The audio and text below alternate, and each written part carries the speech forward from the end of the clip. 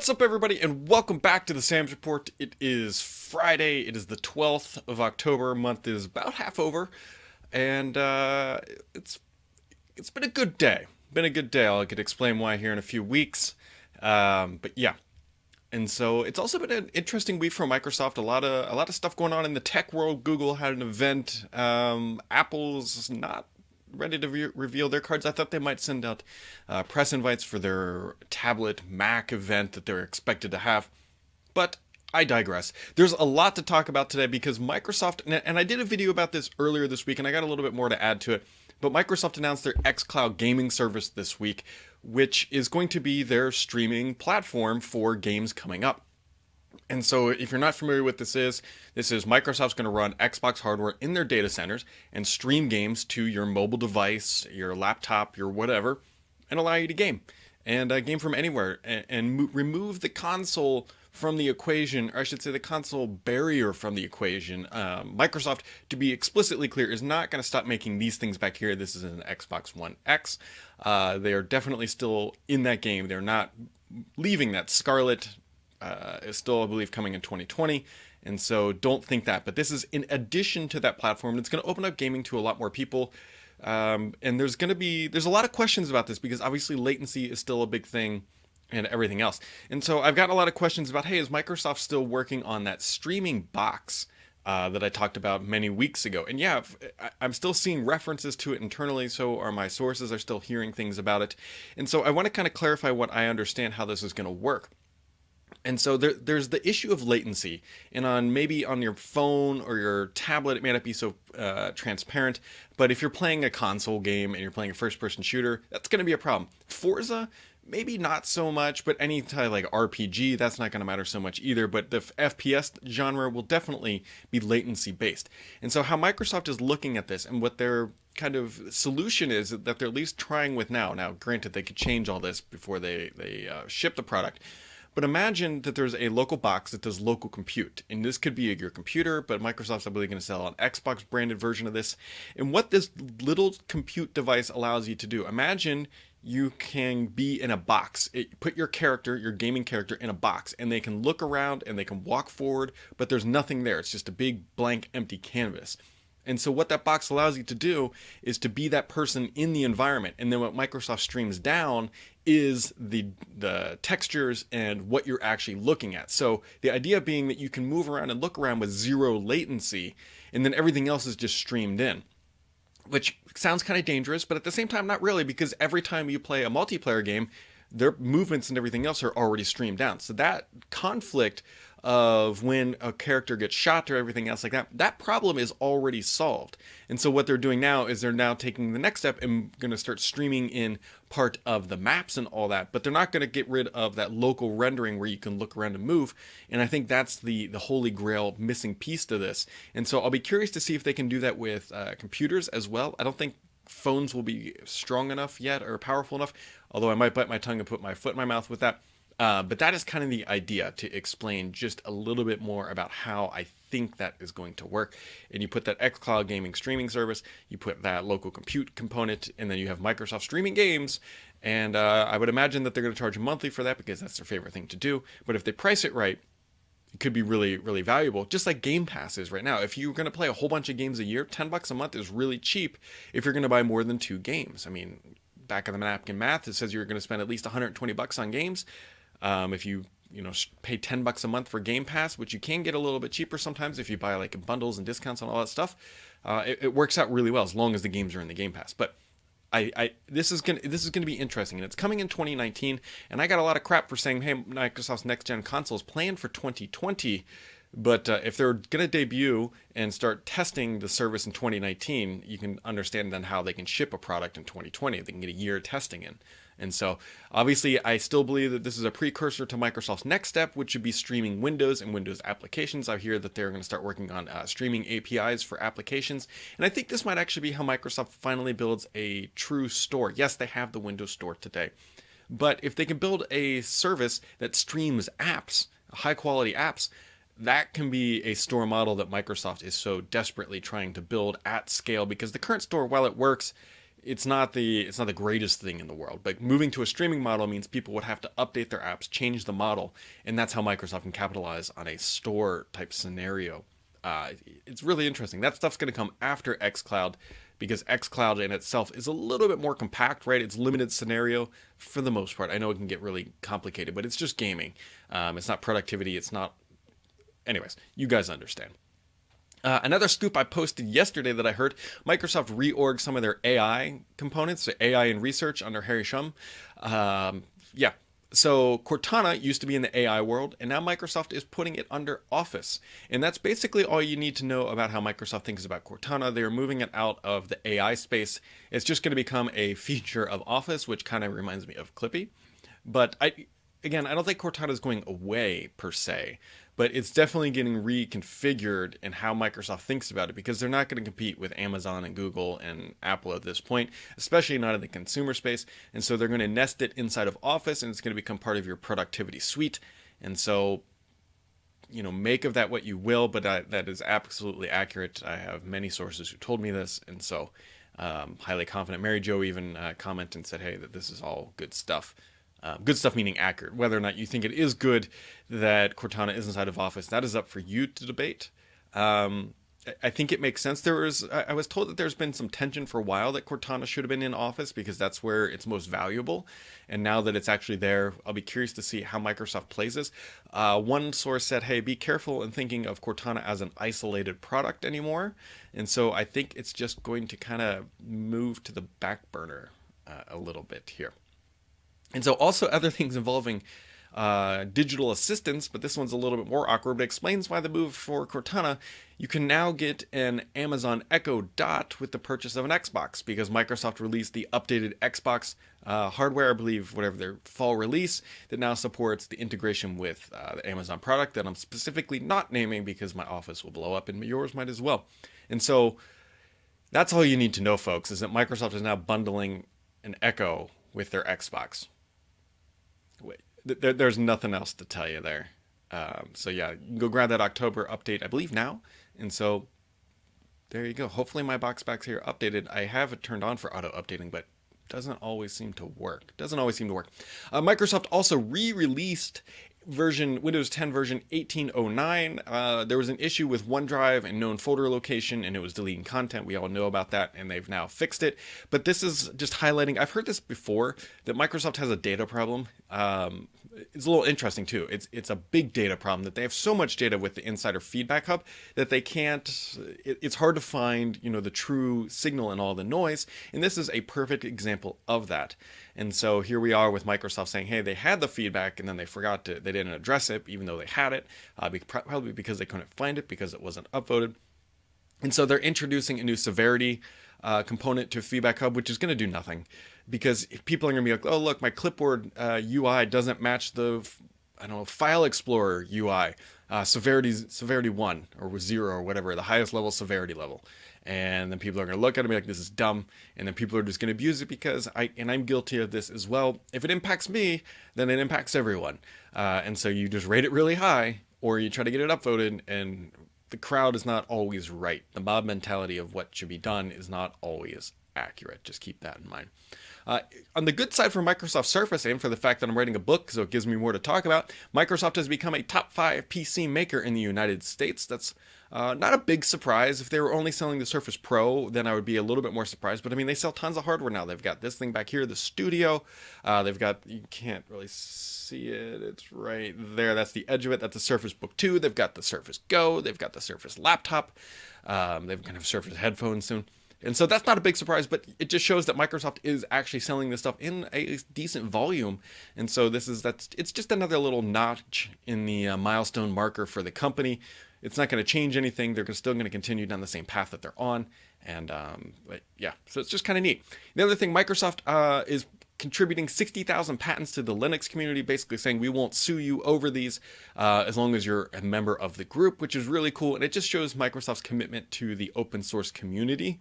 But they're not putting everything in there. We don't actually know how many I think they kept back, but it's not involving anything with Windows, because they don't want to open source Windows, obviously, because it still makes a lot of money and they don't want to do that. And so, but I believe this is going to stop the company from capitalizing upon its Android royalties for a large portion of its revenue, which is interesting. A large portion of its mobile revenue, I should say, because it's very specific. It's not, I don't think it's material. If this was a material impact, they wouldn't be doing this. And so that's kind of interesting. It's showing the change in Microsoft and that what they're doing, because they said, I think, more than half of the VMs on Azure are Linux based. They have a big deal with Red Hat. And by contributing here, it just shows, and they bought GitHub for that matter, it just shows that Microsoft from 2005 is very different than Microsoft of 2018. The famous Steve Ballmer Linux is cancer quote is now fizzling out, and it's a new world inside the world of Microsoft. And if you're wondering about the Surface headphones, which they announced last week, but then they didn't announce the ship date, Microsoft said that, hey, they're coming, I believe you can pre-order them November 15th, and I think they're coming the 19th, sometime late November, and for the starting price of about $350. And so if you've been holding out for that. Other things that were announced in the industry this week, Google's Pixel 3 and Pixel 3 XL were announced. No big surprises here. It's got a ginormous notch on the XL, which is it's odd. It's odd. And then the Pixel 3 has a top chin and bottom chin in a world where its own partners building Android phones, and Apple is building bezel-less phones, and Google has almost unlimited resources. They build a phone that looks like it's from about 2013. I don't know. I'm sure the camera is going to be great. I'll be curious to see the reviews here, and it's a good phone. I just think we all kind of want to see Google push the barrier. They kind of want to do what Surface is doing, where it's the leader of the market, not just another middle player. And so they definitely kill it in the camera segment. I will never argue that. Google does some fabulous stuff there, and I think the Pixel 3 will continue that line. And then also on the Google side, which was very befuddling, is that Google Plus had a data breach, and they didn't tell anyone because they thought they could just sweep it under the rug. But it's basically leading to the demise of Google Plus. They're killing that product. It is dead, I believe, now. If not, it's going to be in the coming days. And so there you go. Google Plus finally dead. Google's attempt at a social network complete full circle and collapse. And that is that. And so we got some questions this week, folks, some good ones. And let me refresh them here, and then we will dive into those.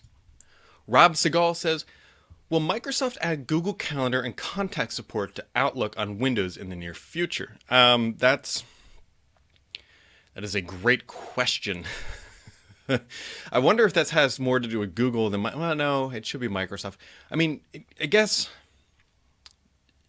my question really is, when you say Outlook, I'm assuming you don't mean the built-in mail apps, because Mail works with Google and Calendar works with Google as well, because I use both of them with it. Now the question becomes Outlook proper. That I don't know, and I don't know why they're holding off so much on that, but there you go. I know there are workarounds, though.